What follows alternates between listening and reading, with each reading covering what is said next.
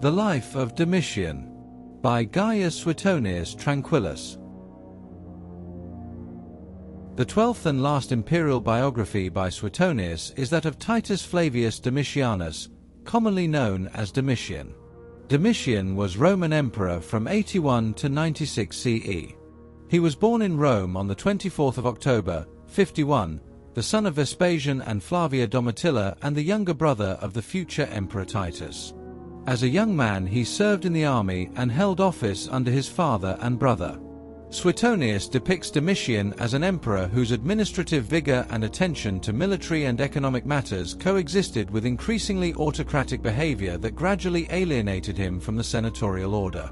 The biography narrates his accession after the death of his brother Titus, his efforts at reforming the defenses of the Roman frontiers, fiscal reorganization, and his extensive building programs. Alongside measures of repression, a reliance on informers, and the concentration of power that provoked senatorial hostility, Suetonius reports many anecdotes which are likely exaggerated. In reality, the interaction of competent governance and autocratic methods meant that while Domitian strengthened many aspects of imperial administration, his methods and the culture of fear that he cultivated at court ultimately precipitated his assassination. In turn, this shaped how he was subsequently remembered by later Roman historians. Domitian was born upon the 9th of the calends of November, the 24th of October, when his father was consul-elect, being to enter upon his office the month following, in the 6th region of the city, at the Pomegranate, in the house which he afterwards converted into a temple of the Flavian family. He is said to have spent the time of his youth in so much want and infamy that he had not one piece of plate belonging to him, and it is well known that Clodius Pollio, a man of Praetorian rank, against whom there is a poem of Nero's extant, entitled Lucio, kept a note in his handwriting, which he sometimes produced, in which Domitian made an assignation with him for the foulest purposes. Some, likewise, have said that he prostituted himself to Nerva, who succeeded him.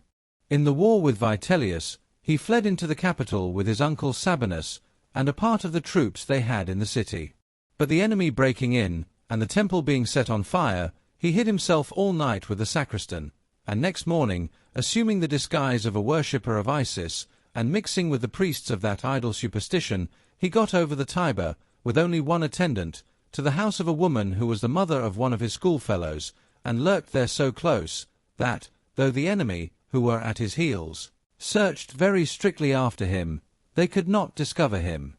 At last, after the success of his party, appearing in public, and being unanimously saluted by the title of Caesar, he assumed the office of praetor of the city, with consular authority, but in fact had nothing but the name, for the jurisdiction he transferred to his next colleague.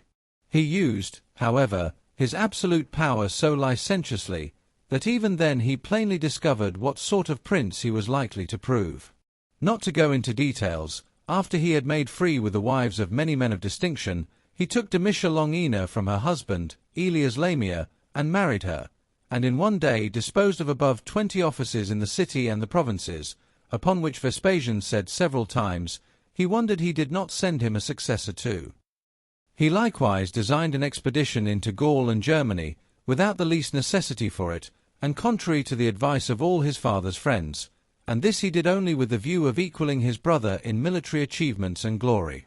But for this he was severely reprimanded, and that he might the more effectually be reminded of his age and position, was made to live with his father, and his litter had to follow his father's and brother's carriage, as often as they went abroad, but he attended them in their triumph for the conquest of Judea, mounted on a white horse.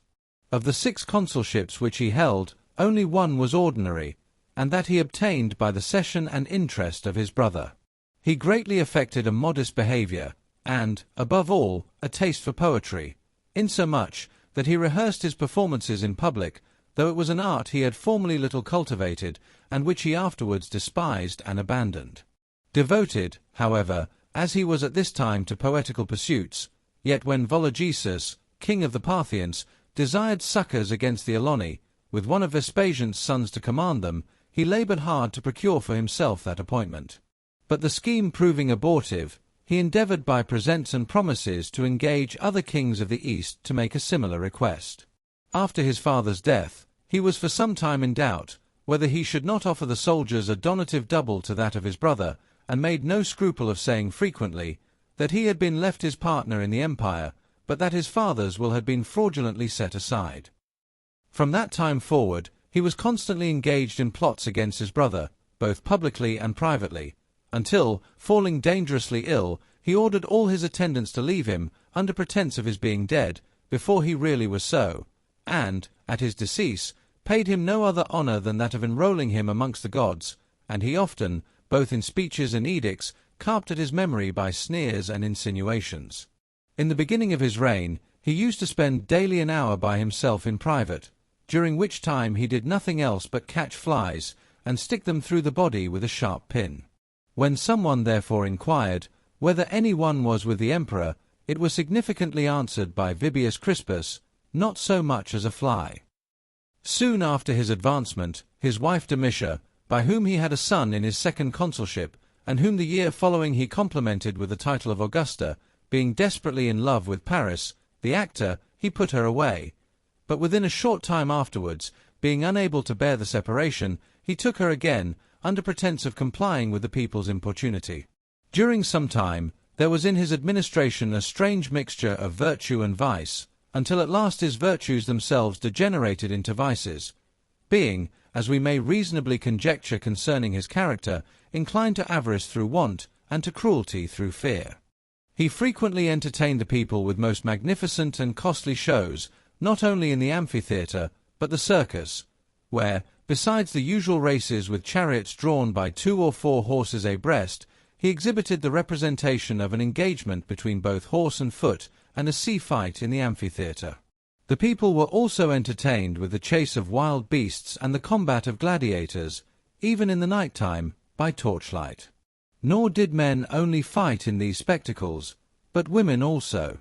He constantly attended at the games given by the quaestors, which had been disused for some time, but were revived by him, and upon those occasions always gave the people the liberty of demanding 2 pair of gladiators out of his own school, who appeared last in court uniforms. Whenever he attended the shows of gladiators, there stood at his feet a little boy dressed in scarlet, with a prodigiously small head, with whom he used to talk very much, and sometimes seriously. We are assured that he was overheard asking him if he knew for what reason he had in the late appointment made Metius Rufus governor of Egypt. He presented the people with naval fights, performed by fleets almost as numerous as those usually employed in real engagements, making a vast lake near the Tiber, and building seats round it. And he witnessed them himself during a very heavy rain. He likewise celebrated the secular games, reckoning not from the year in which they had been exhibited by Claudius, but from the time of Augustus's celebration of them.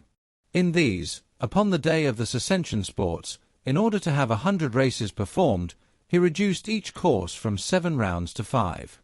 He likewise instituted, in honor of Jupiter Capitolinus, a solemn contest in music to be performed every 5 years, besides horse racing and gymnastic exercises, with more prizes than are at present allowed. There was also a public performance in elocution, both Greek and Latin, and besides the musicians who sung to the harp, there were others who played concerted pieces or solos, without vocal accompaniment. Young girls also ran races in the stadium, at which he presided in his sandals, dressed in a purple robe, made after the Grecian fashion, and wearing upon his head a golden crown bearing the effigies of Jupiter, Juno, and Minerva, with the flamen of Jupiter, and the college of priests sitting by his side in the same dress, excepting only that their crowns had also his own image on them. He celebrated also upon the Alban Mount every year the festival of Minerva, for whom he had appointed a college of priests, out of which were chosen by lot persons to preside as governors over the college, who were obliged to entertain the people with extraordinary chases of wild beasts and stage plays, besides contests for prizes in oratory and poetry. He thrice bestowed upon the people a largesse of 300 sesterces each man, and, at a public show of gladiators, a very plentiful feast. At the festival of the 7 Hills, he distributed large hampers of provisions to the senatorian and equestrian orders, and small baskets to the common people, and encouraged them to eat by setting them the example. The day after, he scattered among the people a variety of cakes and other delicacies to be scrambled for, and on the greater part of them falling amidst the seats of the crowd, he ordered 500 tickets to be thrown into each range of benches belonging to the senatorian and equestrian orders. He rebuilt many noble edifices which had been destroyed by fire, and amongst them the Capitol, which had been burnt down a second time. But all the inscriptions were in his own name, without the least mention of the original founders. He likewise erected a new temple in the Capitol to Jupiter Custos, and a forum, which is now called Nervas, as also the temple of the Flavian family, a stadium, an odeum, and an aurmachia, out of the stone dug from which the sides of the Circus Maximus, which had been burnt down, were rebuilt. He undertook several expeditions, some from choice, and some from necessity. That against the Catti was unprovoked, but that against the Sarmatians was necessary, an entire legion, with its commander, having been cut off by them. He sent 2 expeditions against the Dacians, the first upon the defeat of Oppius Sabinus, a man of consular rank, and the other upon that of Cornelius Fuscus, prefect of the Praetorian cohorts, to whom he had entrusted the conduct of that war. After several battles with the Catti and Daci, he celebrated a double triumph. But for his successes against the Sarmatians, he only bore in procession the laurel crown to Jupiter Capitolinus. The civil war, begun by Lucius Antonius, governor of Upper Germany, he quelled, without being obliged to be personally present at it, with remarkable good fortune. For, at the very moment of joining battle, the Rhine suddenly thawing, the troops of the barbarians which were ready to join Lucius Antonius were prevented from crossing the river. Of this victory he had notice by some presages, before the messengers who brought the news of it arrived. For upon the very day the battle was fought, a splendid eagle spread its wings round his statue at Rome, making most joyful cries. And shortly after, a rumour became common that Antonius was slain. Nay, many positively affirmed that they saw his head brought to the city. He made many innovations in common practices. He abolished the sportula, and revived the old practice of regular suppers. To the 4 former parties in the Circensian games, he added 2 new, who were gold and scarlet. He prohibited the players from acting in the theatre, but permitted them the practice of their art in private houses. He forbade the castration of males, and reduced the price of the eunuchs who were still left in the hands of the dealers in slaves. On the occasion of a great abundance of wine, accompanied by a scarcity of corn, supposing that the tillage of the ground was neglected for the sake of attending too much to the cultivation of vineyards, he published a proclamation forbidding the planting of any new vines in Italy, and ordering the vines in the provinces to be cut down, nowhere permitting more than 1/2 of them to remain. But he did not persist in the execution of this project. Some of the greatest offices he conferred upon his freedmen and soldiers. He forbade 2 legions to be quartered in the same camp, and more than 1,000 sesterces to be deposited by any soldier with the standards, because it was thought that Lucius Antonius had been encouraged in his late project by the large sum deposited in the military chest by the 2 legions which he had in the same winter quarters. He made an addition to the soldiers' pay of 3 gold pieces a year. In the administration of justice he was diligent and assiduous, and frequently sat in the forum out of course, to cancel the judgments of the court of the 100, which had been procured through favour or interest. He occasionally cautioned the judges of the Court of Recovery to beware of being too ready to admit claims for freedom brought before them. He set a mark of infamy upon judges who were convicted of taking bribes, as well as upon their assessors. He likewise instigated the tribunes of the people to prosecute a corrupt aedile for extortion, and to desire the Senate to appoint judges for his trial. He likewise took such effectual care in punishing magistrates of the city and governors of provinces guilty of malversation, that they never were at any time more moderate or more just. Most of these, since his reign, we have seen prosecuted for crimes of various kinds. Having taken upon himself the reformation of the public manners, he restrained the license of the populace in sitting promiscuously with the knights in the theatre. Scandalous libels, published to defame persons of rank, of either sex, he suppressed, and inflicted upon their authors a mark of infamy. He expelled a man of quaestorian rank from the Senate, for practising mimicry and dancing. He debarred infamous women the use of litters, as also the right of receiving legacies or inheriting estates. He struck out of the list of judges a Roman knight for taking again his wife whom he had divorced and prosecuted for adultery. He condemned several men of the senatorian and equestrian orders upon the Scantinian law. The lewdness of the Vestal virgins, which had been overlooked by his father and brother, he punished severely, but in different ways, viz. Offences committed before his reign, with death, and those since its commencement, according to ancient custom. For to the two sisters called Ocellae, he gave liberty to choose the mode of death which they preferred, and banished their paramours. But Cornelia, the president of the Vestals, who had formerly been acquitted upon a charge of incontinence, being a long time after again prosecuted and condemned, he ordered to be buried alive, and her gallants to be whipped to death with rods in the comitium, excepting only a man of praetorian rank, to whom, because he confessed the fact, while the case was dubious, and it was not established against him, though the witnesses had been put to the torture, he granted the favour of banishment. And to preserve pure and undefiled the reverence due to the gods, he ordered the soldiers to demolish a tomb, which one of his freedmen had erected for his son out of the stones designed for the temple of Jupiter Capitolinus, and to sink in the sea the bones and relics buried in it. Upon his first succeeding to power, he felt such an abhorrence for the shedding of blood, that, before his father's arrival in Rome, calling to mind the verse of Virgil, Impia quam caesis gens est epulata juvencis, impious man, restrained from blood in vain, began to feast on flesh of bullock slain. He designed to have published a proclamation to forbid the sacrifice of oxen. Before his accession to the imperial authority, and during some time afterwards, he scarcely ever gave the least grounds for being suspected of covetousness or avarice. But, on the contrary, he often afforded proofs, not only of his justice, but his liberality. To all about him he was generous even to profusion, and recommended nothing more earnestly to them than to avoid doing anything mean. He would not accept the property left him by those who had children. He also set aside a legacy bequeathed by the will of Ruscus Scipio, who had ordered his heir to make a present yearly to each of the senators upon their first assembling. He exonerated all those who had been under prosecution from the treasury for above 5 years before, and would not suffer suits to be renewed, unless it was done within a year, and on condition that the prosecutor should be banished if he could not make good his cause. The secretaries of the quaestors having engaged in trade, according to custom, but contrary to the Clodian law, he pardoned them for what was past.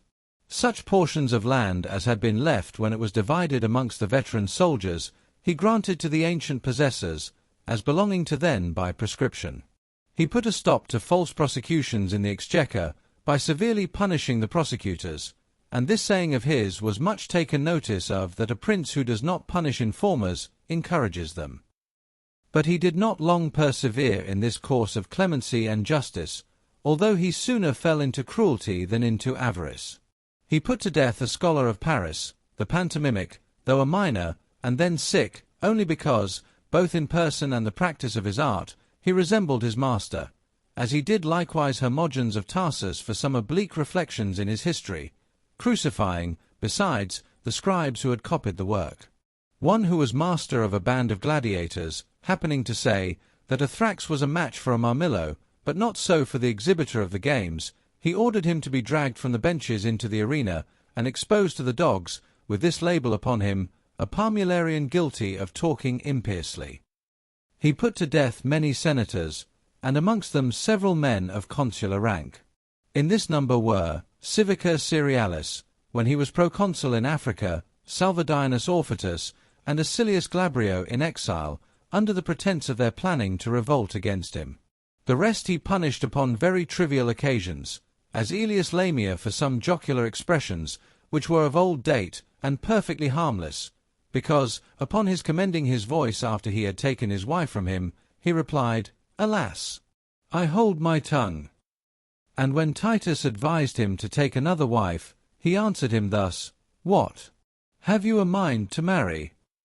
Salvius Cocceianus was condemned to death for keeping the birthday of his uncle Otho, the emperor, Metius Pomposianus, because he was commonly reported to have an imperial nativity, and to carry about with him a map of the world upon vellum, with the speeches of kings and generals extracted out of Titus Livius, and for giving his slaves the names of Mago and Hannibal, Sallustius Lucullus, lieutenant in Britain, for suffering some lances of a new invention to be called Lucullian, and Junius Rusticus, for publishing a treatise in praise of Petrus Thrasea and Helvidius Priscus, and calling them both most upright men.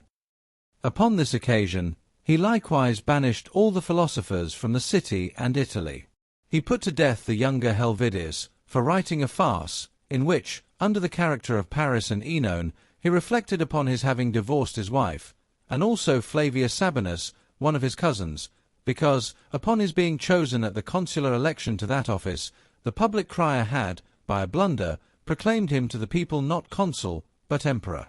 Becoming still more savage after his success in the civil war, he employed the utmost industry to discover those of the adverse party who absconded. Many of them he racked with a new invented torture, inserting fire through their private parts, and from some he cut off their hands. It is certain that only 2 of any note were pardoned, a tribune who wore the narrow stripe, and a centurion, who, to clear themselves from the charge of being concerned in any rebellious project, proved themselves to have been guilty of prostitution, and consequently incapable of exercising any influence either over the general or the soldiers. His cruelties were not only excessive, but subtle and unexpected.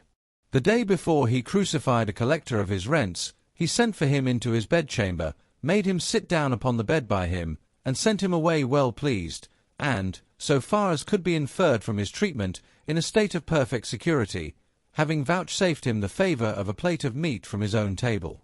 When he was on the point of condemning to death Aretinus Clemens, a man of consular rank, and one of his friends and emissaries, he retained him about his person in the same or greater favour than ever, until at last, as they were riding together in the same litter, upon seeing the man who had informed against him, he said, "Are you willing that we should hear this base slave tomorrow?"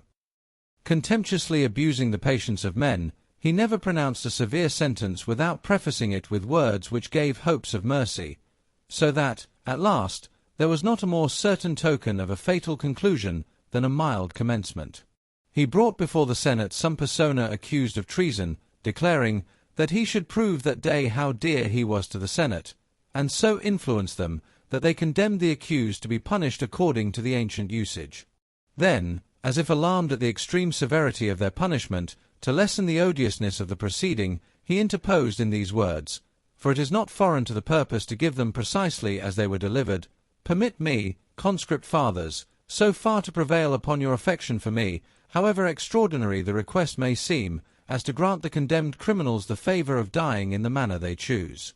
For by so doing, ye will spare your own eyes, and the world will understand that I interceded with the Senate on their behalf." Having exhausted the exchequer by the expense of his buildings and public spectacles, with the augmentation of pay lately granted to the troops, he made an attempt at the reduction of the army in order to lessen the military charges. But reflecting that he should, by this measure, expose himself to the insults of the barbarians, while it would not suffice to extricate him from his embarrassments, he had recourse to plundering his subjects by every mode of exaction. The estates of the living and the dead were sequestered upon any accusation, by whomsoever preferred. The unsupported allegation of any one person, relative to a word or action construed to affect the dignity of the emperor, was sufficient. Inheritances, to which he had not the slightest pretension, were confiscated, if there was found so much as one person to say he had heard from the deceased when living that he had made the emperor his heir. Besides the exactions from others, the poll tax on the Jews was levied with extreme rigour, both on those who lived after the manner of Jews in the city, without publicly professing themselves to be such, and on those who, by concealing their origin, avoided paying the tribute imposed upon that people. I remember, when I was a youth, to have been present, when an old man, 90 years of age, had his person exposed to view in a very crowded court, in order that, on inspection, the procurator might satisfy himself whether he was circumcised. From his earliest years Domitian was anything but courteous, of a forward, assuming disposition, and extravagant both in his words and actions. When Caenis, his father's concubine, upon her return from Istria, offered him a kiss, as she had been used to do, he presented her his hand to kiss. Being indignant that his brother's son-in-law should be waited on by servants dressed in white, he exclaimed. Uk agathon polyko irene. Too many princes are not good. 13. After he became emperor, he had the assurance to boast in the Senate that he had bestowed the empire on his father and brother, and they had restored it to him. And upon taking his wife again, after the divorce, he declared by proclamation that he had recalled her to his pulvina. He was not a little pleased, too, at hearing the acclamations of the people in the amphitheatre on a day of festival, all happiness to our Lord and Lady. But when, during the celebration of the Capitoline trial of skill, the whole concourse of people entreated him with one voice to restore Palfurius Sura to his place in the Senate, from which he had been long before expelled, he having then carried away the prize of eloquence from all the orators who had contended for it, he did not vouchsafe to give them any answer, but only commanded silence to be proclaimed by the voice of the crier. With equal arrogance, when he dictated the form of a letter to be used by his procurators, he began it thus: Our Lord and God commands so and so, whence it became a rule that no one should style him otherwise either in writing or speaking. He suffered no statues to be erected for him in the Capitol, unless they were of gold and silver, and of a certain weight. He erected so many magnificent gates and arches, surmounted by representations of chariots drawn by 4 horses, and other triumphal ornaments, in different quarters of the city, that a wag inscribed on one of the arches the Greek word axi, it is enough. He filled the office of consul 17 times, which no one had ever done before him, and for the 7 middle occasions in successive years. But in scarcely any of them had he more than the title, for he never continued in office beyond the calends of May, the 1st of May, and for the most part only till the Ides of January, the 13th of January.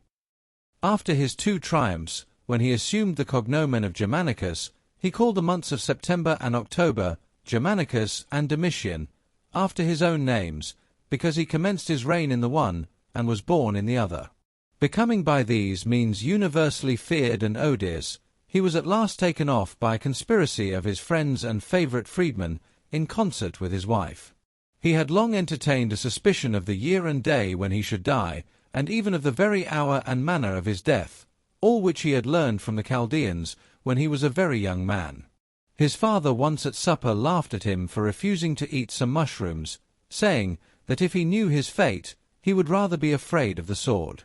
Being, therefore, in perpetual apprehension and anxiety, he was keenly alive to the slightest suspicions, insomuch that he is thought to have withdrawn the edict ordering the destruction of the vines, chiefly because the copies of it which were dispersed had the following lines written upon them: Qui me fagis epi rhizonomos epi cartophoriso. Ossen epispizai caesari thuamino. Nor thou my root, yet shall my juice suffice to pour on Caesar's head in sacrifice.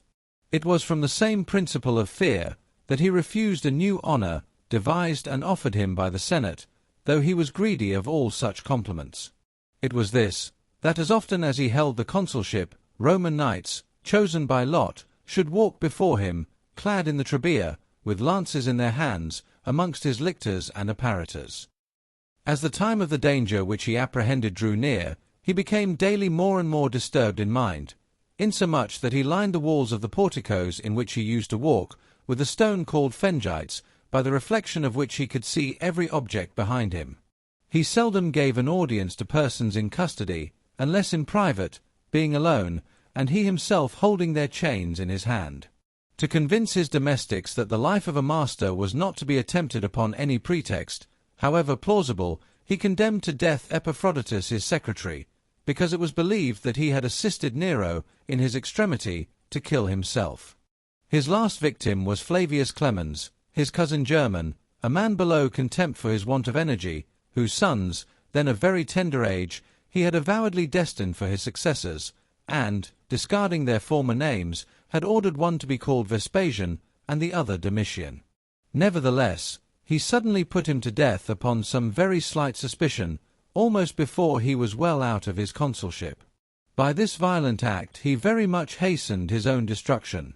During 8 months together there was so much lightning at Rome, and such accounts of the phenomenon were brought from other parts, that at last he cried out, "Let him now strike whom he will." The Capitol was struck by lightning, as well as the temple of the Flavian family, with the Palatine house, and his own bedchamber. The tablet also, inscribed upon the base of his triumphal statue, was carried away by the violence of the storm, and fell upon a neighboring monument. The tree which just before the advancement of Vespasian had been prostrated, and rose again, suddenly fell to the ground.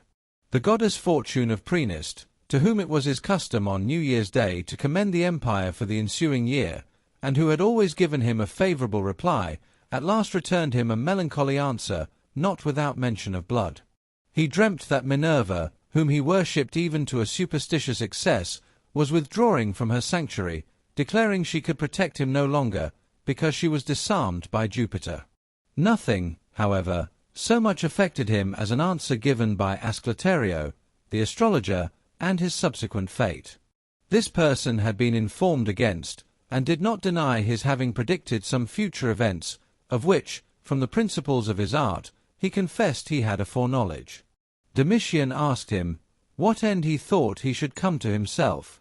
To which replying, I shall in a short time be torn to pieces by dogs, he ordered him immediately to be slain, and, in order to demonstrate the vanity of his art, to be carefully buried.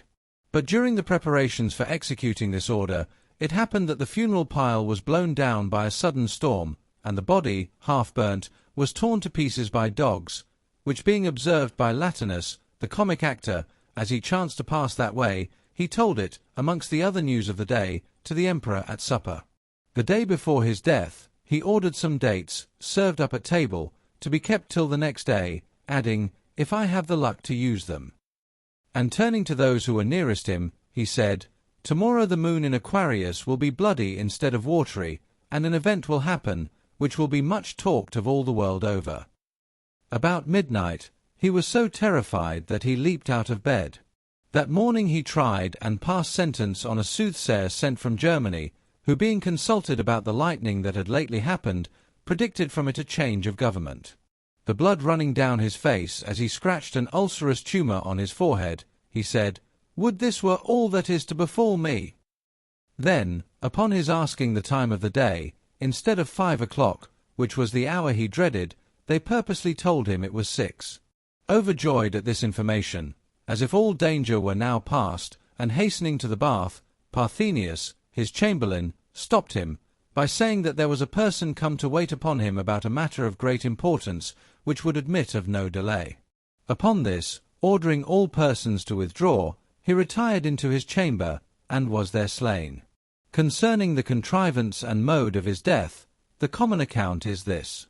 The conspirators being in some doubt when and where they should attack him, whether while he was in the bath, or at supper, Stephanus, a steward of Domitilla's, then under prosecution for defrauding his mistress, offered them his advice and assistance, and wrapping up his left arm, as if it was hurt, in wool and bandages for some days, to prevent suspicion, at the hour appointed, he secreted a dagger in them. Pretending then to make a discovery of a conspiracy, and being for that reason admitted, he presented to the emperor a memorial, and while he was reading it in great astonishment, stabbed him in the groin. But Domitian, though wounded, making resistance, Clodianus, one of his guards, Maximus, a freedman of Parthenius's, Saczewski, his principal chamberlain, with some gladiators, fell upon him, and stabbed him in 7 places.